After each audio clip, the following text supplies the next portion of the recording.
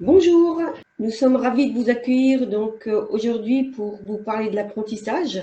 Nous allons donc partager cette présentation avec la CMA. Alors, pour démarrer, donc je suis Zora Brintoiti, je suis conseillère entreprise à la Chambre de commerce de Strasbourg et dans ce cadre, je suis chargée de la promotion de l'apprentissage et de l'orientation.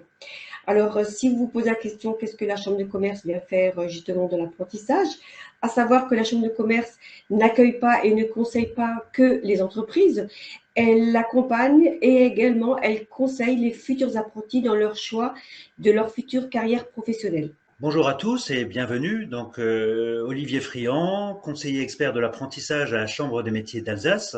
Effectivement, la Chambre des métiers a comme rôle d'accompagner prioritairement les artisans et les créateurs d'entreprises, mais également les jeunes qui veulent se lancer dans l'artisanat via très souvent la formation en apprentissage. Donc, vous avez nos adresses mail sur la première diapo qui s'affiche. N'hésitez pas à la noter et ensuite nous recontacter. Alors, nous allons donc démarrer sur justement le dispositif. L'apprentissage, de quoi parle-t-on? Alors, c'est vrai que l'apprentissage, très longtemps, ça a été un dispositif qui n'a pas eu un succès, assez évident. En fait, l'apprentissage, c'est une autre voie de formation. C'est une voie de formation qui répond aux besoins et aux attentes des entreprises et c'est avant tout, surtout à l'heure actuelle, c'est donner du relief à votre avenir professionnel. Donc, la formation en apprentissage, on peut y accéder à différents moments de notre vie. Donc, bien évidemment, historiquement, on peut y accéder dès la fin du collège, pour préparer un CAP ou un bac pro. Mais on peut également continuer ses études en lycée général ou en lycée professionnel ou préparer un bac techno et après rejoindre l'apprentissage. Il n'y a pas d'âge, il n'y a pas d'âge.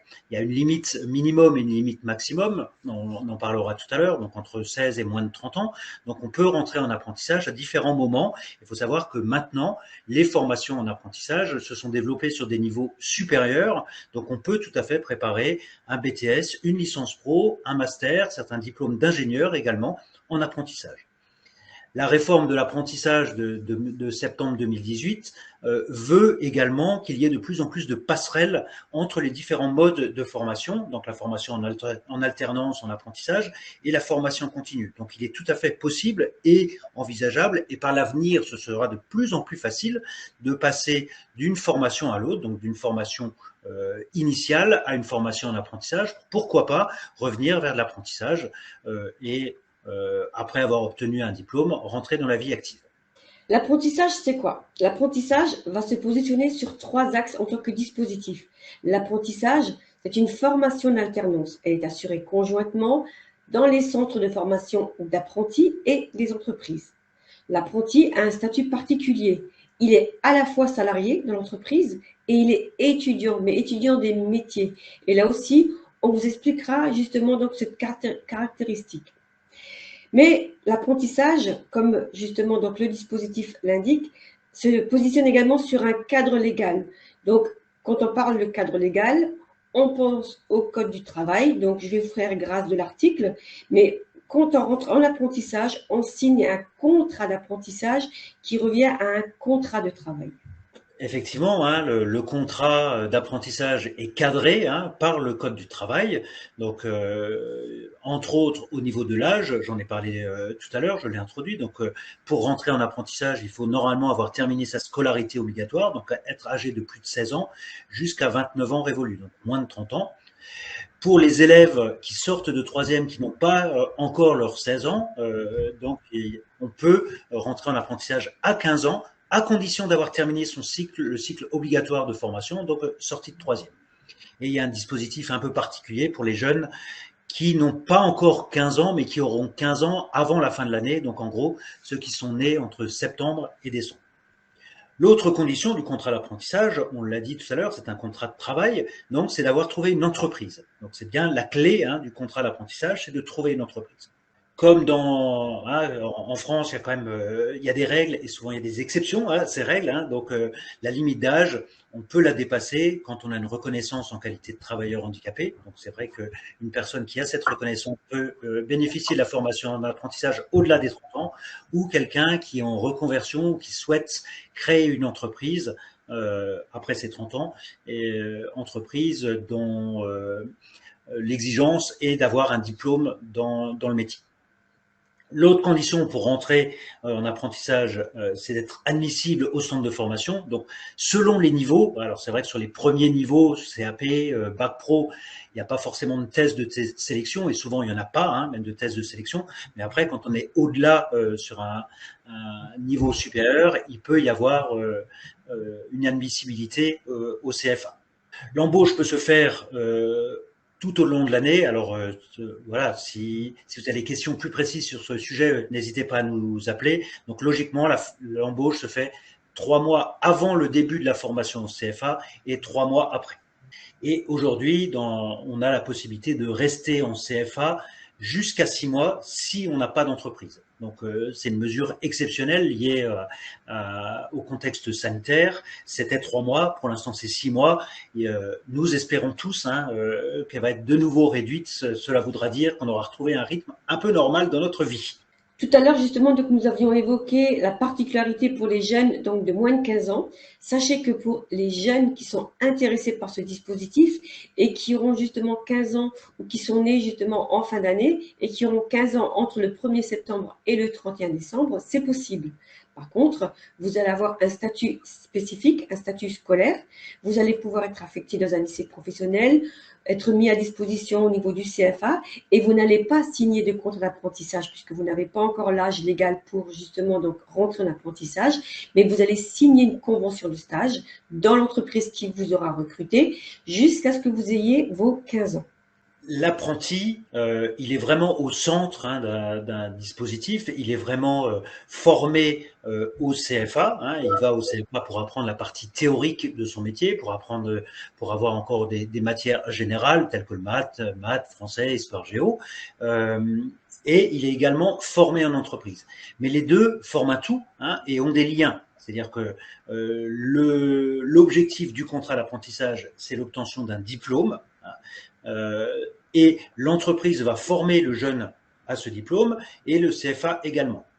Alors, il y a des liens également, j'allais dire tout à fait officiels entre le CFA et l'entreprise par un document de liaison, par les relevés d'absence et de présence du jeune au CFA qui sont transmis en entreprise, par le bulletin semestriel qui est également transmis à l'entreprise, pas seulement aux parents, mais également à l'entreprise, puisque c'est bien elle qui forme sur la partie professionnelle du métier. Et le CFA rend visite logiquement 1 à 2 fois par an en entreprise pour voir un peu comment ça se passe. À partir de là, effectivement, lorsque on a justement trouvé une entreprise et qu'on souhaite rentrer dans ce cadre de l'alternance, il y a des obligations et des engagements. Des obligations justement pour l'apprenti, c'est être présent en entreprise. Donc ça, c'est une condition sine qua non. Être présent en entreprise et en CFA, parce que le temps de formation en CFA, c'est du temps de travail. Donc, on est présent en entreprise, en CFA, on applique le règlement intérieur, on prévient en cas d'absence en entreprise ou en CFA, comme je viens de vous le dire. Donc, le temps de formation en CFA, c'est du temps de travail.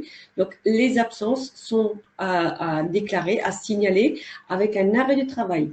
Rappelez-vous, en début de présentation, j'avais donc signifié que l'apprenti a un statut particulier. Il est à la fois salarié de l'entreprise et en même temps étudiant des métiers.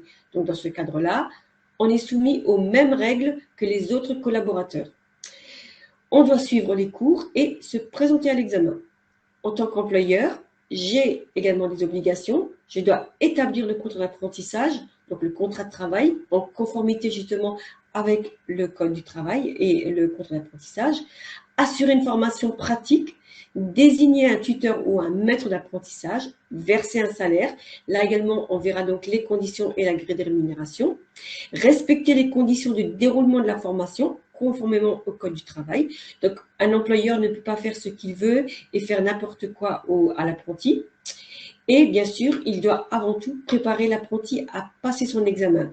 Évidemment, parce que l'apprentissage, le dispositif a comme finalité, comme objectif de vous faire obtenir un diplôme pour tout de suite vous permettre de rentrer sur le marché du travail en étant qualifié et en étant justement donc en ayant justement une expérience professionnelle. Donc, le contrat d'apprentissage est bien un contrat de travail avec des engagements réciproques, hein, on vient de les voir, hein, les engagements et de l'employeur et du jeune, de l'apprenti, avec des particularités, hein, avec une période d'essai qui est quand même relativement longue, donc c'est une période de 45 jours de présence effective en entreprise, donc on enlève, on n'est plus... ça fait encore quelques années, on était sur une période de 2 mois de date à date, ça c'est terminé, on est vraiment sur 45 jours de présence effective en entreprise, donc on enlève les périodes de formation au CFA.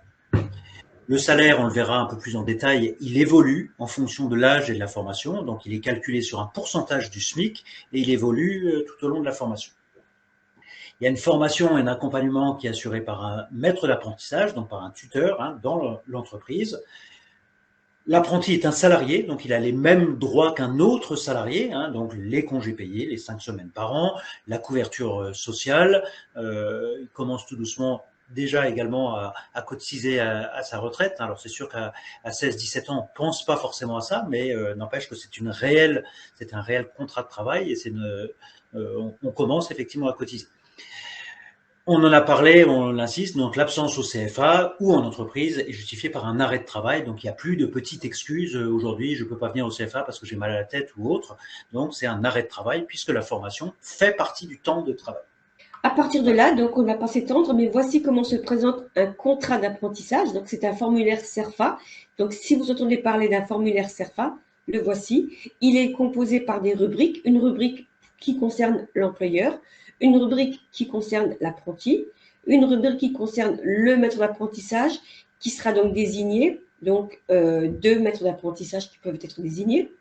Vous avez également donc la rubrique qui concerne le contrat sur la partie début et rémunération, sur la formation et bien sûr la partie qui va donc engager le futur apprenti dans ce contrat, dans cette voie d'apprentissage. La rémunération qui varie en fonction de l'âge de l'apprenti et de l'année de formation. Donc là, sur cette slide, vous voyez la rémunération minimale. C'est vraiment la grille minimale pour les apprentis, sachant que certaines conventions collectives, certaines branches ont fait le choix d'avoir des taux de rémunération supérieurs à ça. Le bâtiment, par exemple, et au-delà de ça, l'industrie et au-delà de ça également. Certaines conventions collectives, même dans l'artisanat, je prends par exemple l'exemple de la coiffure, où on a quelques pourcentages en plus de formation. Donc, grosso modo, si vous avez moins de 18 ans, vous sortez de troisième ou vous sortez de seconde, vous êtes en première année d'apprentissage, vous ne pouvez pas toucher en dessous du 27% du SMIC. Donc aujourd'hui, depuis le 1er janvier de cette année, donc 432 € par mois. Et en deuxième année, si vous êtes toujours mineur, hein, vous aurez 39% du SMIC. Par contre, si en deuxième année, vous avez plus de 18 ans, vous allez passer de 27 à 39, puis 51% du SMIC. Alors, c'est comme ça que se lit cette formation. Au-delà de 26 ans, on l'a dit qu'on pouvait rentrer en apprentissage jusqu'à 30 ans. Donc, au-delà de 26 ans, c'est 100% du SMIC. Donc, c'est un SMIC complet auquel sera rémunéré l'apprenti. À noter justement, vous voyez qu'en 2021, il y a eu 2 augmentations donc, au niveau du SMIC, qui est donc pas neutre en termes de rémunération. Donc vraiment, l'apprenti bénéficie de tous les avantages, de toutes les lois en place dans ce sens. Il y a également donc des aides qui sont destinées, des aides financières qui sont destinées aux apprentis. Par exemple, une prime d'État qui concerne la préparation du permis de conduire et qui équivaut à 500 €. Bien sûr, elle est donc mise à disposition de l'apprenti sous certaines conditions avoir 18 ans et avoir signé un compte en apprentissage. Un apprenti peut également bénéficier d'allocations personnalisées pour justement donc trouver un appartement. Il peut également contacter des organismes tels que actionlogement.fr pour justement donc des dépôts de garantie. Il peut également bénéficier d'abonnements au transport public, c'est-à-dire qu'il peut justement bénéficier d'un remboursement de moitié par l'employeur. Il est justement donc exonéré d'impôts sur le revenu parce que il est clair qu'un apprenti dépasse très rarement donc le plafond qui est soumis à l'imposition. Vous avez donc justement le bénéfice d'une carte d'étudiant des métiers qui sera délivrée par le CFA et qui vous donne les mêmes avantages que les autres étudiants qui sont en formation, en voie formation initiale. Donc les avantages en cinéma, en transport, en culture et également la possibilité d'accès à des logements universitaires. Et bien sûr, et pas des moindres, un dernier donc élément, vous avez comment dire, la gratuité en tant qu'apprenti pour des frais de scolarité. Vous n'avez aucun frais de scolarité dans ce cadre-là, puisque c'est la taxe d'apprentissage qui finance votre formation. Donc, quelques chiffres, hein, on va passer rapidement là-dedans, sur cette slide. Donc, aujourd'hui, on est même plus près de 17 000 apprentis, hein, depuis qu'il y a eu des aides qui ont été augmentées pour les entreprises. Nombreux CFA, des formations très nombreuses, hein, plus de 2000 formations. Et voilà, des chiffres qui sont assez révélateurs, puisque l'apprentissage a aujourd'hui le vent en poupe. Et il y a de plus en plus de jeunes qui se lancent dans cette formation.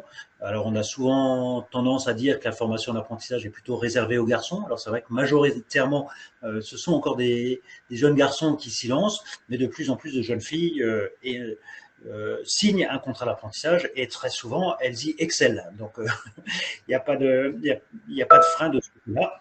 Et surtout, chiffre très important, je pense qu'on pourrait même le passer à 8 sur 10 largement, c'est qu'après l'apprentissage, on trouve vraiment très facilement un emploi, donc soit dans l'entreprise qui vous a formé, et c'est vrai que c'est de plus en plus une stratégie pour les entreprises, une stratégie de recrutement, donc de former un jeune, de le former à sa technicité, aux compétences propres de l'entreprise pour pouvoir l'embaucher derrière. Mais également, puisque le contrat d'apprentissage est un contrat à durée limitée, au terme du contrat, on peut tout à fait aller signer soit un autre contrat d'apprentissage pour poursuivre, soit aller signer dans une autre entreprise pour y être embauché. Donc c'est vraiment un véritable passeport pour l'emploi et de grande facilité pour une insertion professionnelle. Alors pour information, vous avez une petite carte donc à côté de ce tableau qui vous indique un peu le centre géographique, hein, donc sur lequel vous pouvez vous positionner. Et là aussi, je profite de cette carte pour vous parler un peu très brièvement de la mobilité. Donc là, effectivement, vous avez la possibilité de vous former sur ces secteurs géographiques, mais il peut aussi arriver que vous ne trouviez pas soit le patron sur le secteur dans lequel vous habitez ou éventuellement le CFA. Et là, il faudra aussi envisager dans ce cadre-là la mobilité géographique. Là aussi, c'est un argument complémentaire, c'est un critère de sélection qui peut jouer en votre faveur, voyez. C'est-à-dire ne pas souhaiter justement rester à tout prix dans son secteur géographique le plus proche. Oser la mobilité, essayer de voir ce qui se passe et dans certains cas, vous n'aurez peut-être pas le choix de justement d'envisager la mobilité. Pour certains, en tout cas, certains métiers. Donc le rôle hein, des chambres consulaires, donc la chambre des métiers, la chambre d'industrie, également la chambre d'agriculture qui n'est pas là sur cette conférence, mais c'est notre rôle. Donc nous notre rôle, c'est effectivement c'est ce qu'on fait aujourd'hui, hein, de promouvoir les formations en apprentissage et de renseigner les publics. Donc vous pouvez nous trouver sur tout type d'événements. Nous participons également au service public régional de l'orientation. Donc on travaille effectivement avec la région, hein, région Grand Est, avec les pôles emploi, avec les missions locales, avec tous les acteurs de l'orientation et de l'insertion professionnelle. On l'a dit tout à l'heure, on a aussi un rôle avec les entreprises dans la préparation des contrats d'apprentissage. Donc, on va les renseigner sur leurs droits à pouvoir former un apprenti, hein, donc savoir sur quel diplôme ils vont pouvoir former, quelles sont les conditions, et également rédiger pour eux le fameux contrat d'apprentissage que l'on a vu tout à l'heure. Donc, On l'a vu aussi sur un contrat d'apprentissage. Il y a un maître d'apprentissage qui est nommé, donc un tuteur. Il faut qu'il réponde à certaines règles, j'allais dire, à certaines exigences, et il en va de notre responsabilité, de notre rôle, de vérifier que l'entreprise a bien les capacités à former, tant au niveau de l'activité même de l'entreprise que des compétences du maître d'apprentissage. Et pour ce faire, on participe aux formations des maîtres d'apprentissage qui vont acquérir chez nous des compétences pour pouvoir encadrer correctement les jeunes. Nous avons également, depuis la réforme de l'apprentissage, depuis la réforme de septembre 2018, un rôle de médiateur qui peut être saisi aussi bien par l'entreprise, par une entreprise que par un jeune, en cas de problème, en cas de difficulté de relations qui peuvent se créer entre l'entreprise et le jeune. Et dans ces cas-là, les médiateurs que nous sommes vont essayer d'aider à trouver une solution pour que le contrat puisse continuer et parfois également puisse s'arrêter sans qu'on en aille au conflit ouvert. Vous pouvez également, au-delà des chambres consulaires, vous pouvez également vous adresser aux centres de formation, puisque tous les centres de formation ont maintenant en leur sein des développeurs de l'apprentissage, donc des personnes qui sont en contact direct avec les entreprises et qui vont aller puiser un peu les offres d'apprentissage et les diffuser, et parfois faire un peu de sélection d'apprentis. Bien évidemment, c'est très important de le dire, il faut savoir que les formateurs, les enseignants en CFA sont très impliqués et sont vraiment un relais important pour les jeunes. Il faut vraiment, et c'est pas toujours facile quand on a 15, 16, 17 ans, arriver à regarder le formateur, l'enseignant, le professeur un peu différemment que l'œil qu'on avait quand on était au collège. Donc le formateur est bien l'allié de l'apprenti pour pouvoir valider un diplôme et le suivre durant toute sa formation.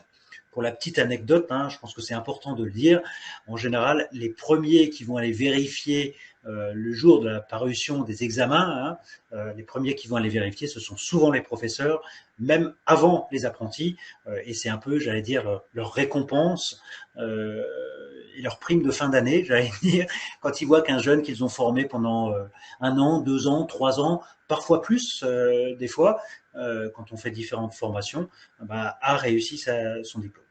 Et bien sûr, le dernier interlocuteur que doit avoir l'apprenti ou les parents, c'est effectivement les entreprises. Alors pour cela, donc, nous avons des outils et des rendez-vous, que ce soit commun au niveau de la chambre de commerce ou des métiers. Par exemple, la semaine des découvertes d'un métier. Donc là, vous pouvez justement profiter des semaines de période de vacances scolaires pour aller découvrir tous les métiers et vous dire peut-être oui, l'apprentissage c'est pour moi dans ce secteur d'activité, ou alors non, l'apprentissage c'est pas encore dans mon projet professionnel. Il y a des ateliers qui sont donc animés au niveau de la CCI, qu'on appelle la CCI s'invite en classe ou à la maison. Vous avez également des ateliers au niveau de la chambre de métier, donc n'hésitez pas à les solliciter. Il y a des ateliers coaching sur lesquels on prépare à l'entretien d'embauche. Vous avez justement donc la nuit de l'orientation comme aujourd'hui et celle du parcours professionnel pour pouvoir justement vous renseigner, vous informer, poser toutes les questions, questionner, être curieux.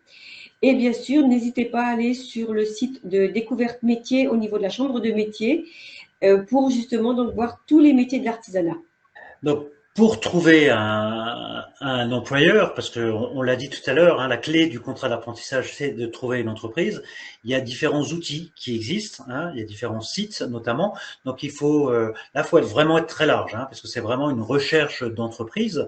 Donc, il faut d'abord faire jouer ses relations, aller regarder sur les réseaux sociaux, voir les entreprises qui sont autour de chez vous. Mais il y a également des outils tels que le site Apprentissage Grand Est, outil qui est co-construit par la région et par la CCI, où vous pouvez sélectionner un métier, ou en tout cas un diplôme, et un bassin d'emploi, une région, un territoire, pour voir s'il y a des offres d'apprentissage sur votre secteur. Mais également, donc vous pouvez y consulter les offres de stage qui sont déposées, que ce soit donc pour des collégiens, des lycéens et très bientôt pour les étudiants. Alors, juste pour terminer, faut savoir que la région Grand Est vient de lancer une nouvelle plateforme dédiée à la recherche d'emploi, de stages, de services civiques, etc., qui s'appelle Expérience Pro. Et sur cette plateforme, ça vous permet de retrouver les offres d'apprentissage. Vous allez sur Apprentissage Grand Est, etc. Donc, c'est une plateforme très large sur toute la région Grand Est, donc c'est important de le dire, qui permet aux jeunes de trouver, enfin de les aider en tout cas à trouver un stage, une place d'apprentissage, éventuellement un service civique ou tout autre emploi.